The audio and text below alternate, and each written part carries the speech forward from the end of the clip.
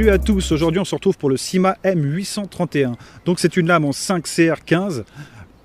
La lame, il n'y a rien à dire, elle a tenu le peu que je lui ai demandé, mais le seul problème qui s'est posé là-dessus, c'est que vous n'aurez pas de plan de coupe à la fin. Donc le design super chouette, hein, vraiment super beau.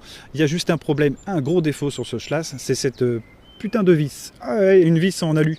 Donc le problème, c'est que le pas de vis a pété au bout du premier truc que je lui ai demandé. Donc elle tournait un petit peu dans le vide. Là, j'ai enlevé la plaquette qui était ici pour pouvoir ne rien perdre. Donc si vous le voulez, effectivement, il est sur Banggood à 14,83 €. Ça vaut le coup, mais il faudra penser à racheter une vis. Donc sur Coutellerie Tourangelle ou peu importe, hein, c'est pas un souci. Donc une vis un peu plus costaud. Style en inox, c'est justement ça que je voudrais vous parler, c'est que si vous voulez un couteau qui tienne dans le temps, essayez de viser une visserie vraiment en inox, style Gonzo. Je ne vais pas dire tous, parce que Gonzo, j'ai eu quand même un problème sur le lame fixe. Par contre, Syma, j'en teste un lame fixe que je vais vous présenter. Il n'y a vraiment pas de souci. Le lame fixe, la lame est pleine, tout est bien, le manche en micarta, enfin bref, tout est là. Mais bon, sur les pliables, c'est pas encore ça. Juste cette putain de vis. Parce que la lame, sinon, il n'y a rien à dire. J'ai pas pu vous la tester vraiment pleinement. On a quand même un brise-glace sur le derrière, ce qui est bien. On a une prise, on a un trou pour passer une dragonne pour éviter de se couper. C'est plutôt pas mal. La garde est plutôt pas mal aussi. Très sympa. Et le système d'ouverture une main, bon là, voilà, c'est un peu cheaté, mais c'est vraiment agréable, quoi. C'est un roulement à billes. Donc bien huilé en sortie de boîte, il n'y a vraiment pas de souci.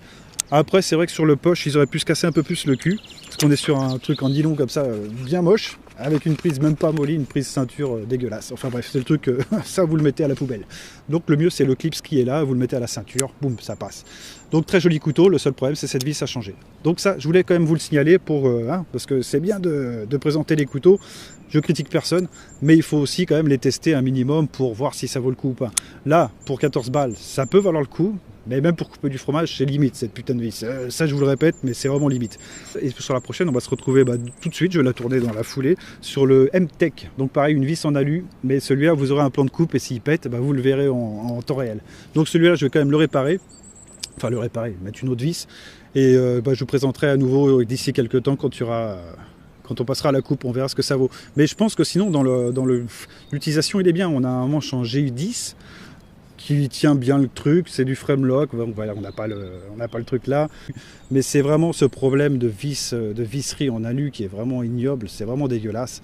Ça, c'est vraiment dommage. Donc Syma, pour l'instant, j'ai essayé, c'était sur les dires d'un abonné, j'ai essayé une lame fixe qui est là, donc ça, on va en parler aussi tout à l'heure, qui est vraiment excellent. Rien à dire pour le prix, c'est vraiment top. Et là, un peu déçu sur du pliable, pas terrible. Voilà. Bon allez, je vous laisse là et puis on se retrouvera tout de suite pour le M-Tech. Allez, ciao.